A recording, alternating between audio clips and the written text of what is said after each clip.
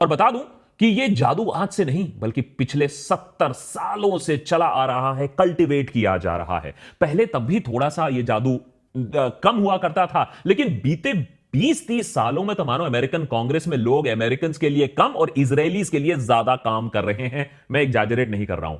Well obviously एक strategic कारण है सालों से, और यह शुरुआत है कि अमेरिका सस्ते तेल की वजह से मिडिल ईस्ट में लड़ाई करवाता आया है, रजीम चेंज करवाता आया है, जिसके वजह से ऑलमोस्ट सारे ही मिडिल ईस्ट के देशों में अलग अलग समय पर अलग अलग कारणों की वजह से, खतरे की वजह से अमेरिका ने अटैक किया है, रजीम चेंज किया है, जिससे अमेरिका से भी काफी लोग वहां नफरत करते हैं।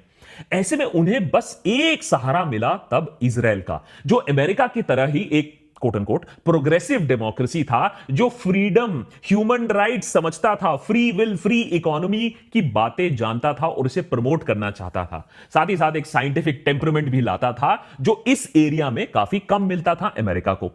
तो ऐसे स्ट्रेटेजिकली इंपॉर्टेंट रीजनल एलाई को, लाइक माइंडेड पार्टनर को उन्होंने सपोर्ट करना शुरू किया। लेकिन धीरे धीरे ये पार्टनरशिप वही हुआ, एक टॉक्सिक रिलेशनशिप बन गया।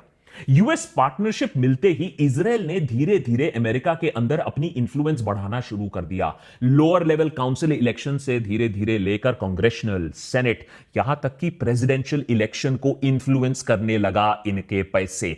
हैवी इलेक्टोरल फंडिंग आने लगा। आज के दिन में American Israeli public affairs committee यानी एपैक जैसे लॉबिंग ग्रुप्स का अमेरिका में बहुत जबरदस्त तरीके से होल्ड है। एपैक जैसे ग्रुप्स के थ्रू इजराइल हर साल अमेरिकन इलेक्शंस में मिलियंस ऑफ डॉलर्स इंजेक्ट करता है, टेड क्रूज और टॉम कॉटन जैसे सेनेटर्स माने अपने पालतू को इलेक्ट करवाने के लिए। Mossad effectively has determined U.S. policy for decades, and Trump is falling into line.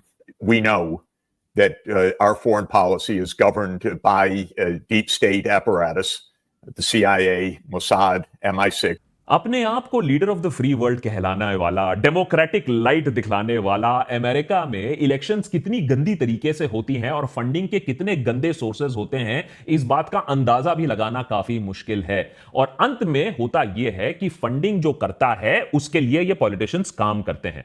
Funding तो सिर्फ एक पार्ट है, ये अमेरिका को इजराइल का जो कंट्रोल है वो सिर्फ एक पार्ट है, भूलिएगा मत। आज के डेट में बड़ी बड़ी कंपनीज, गोल्डमैन सैक्स, JP Morgan Chase, BlackRock, Elliott, DE Shaw, PayPal जैसे कई टॉप अमेरिकन फर्म्स हैं जो डायरेक्ट या इनडायरेक्टली जूइश कंट्रोल से होते हैं। ये कंपनी अमेरिका ही नहीं बल्कि पूरी दुनिया का एक बिग मनी कंट्रोल करती है, और एक जूइश कनेक्शन होने के वजह से सालों से इन कंपनीज पर प्रो इजराइल लॉबिंग की फंडिंग करने के एलिगेशंस लगते आए हैं। लेकिन इन कंपनीज को कोई छू नहीं पाया है, इनका होल्ड इतना स्ट्रांग है पूरे सिस्टम पर।